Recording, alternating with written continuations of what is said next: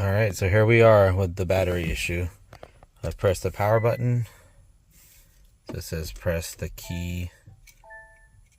And now this is on. I can't get into gear. I can't drive. Literally didn't do anything, it was just sitting here. So now I'm gonna jump it.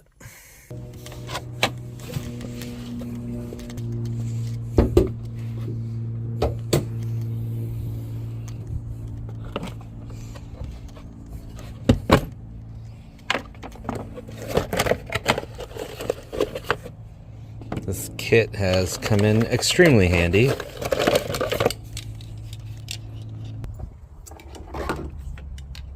Thinking this right here. Connect the red.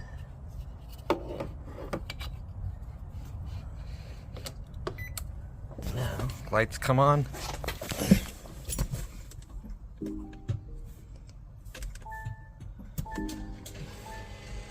And now we are working.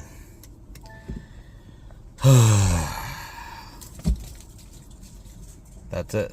Now I'm just going to order a new battery.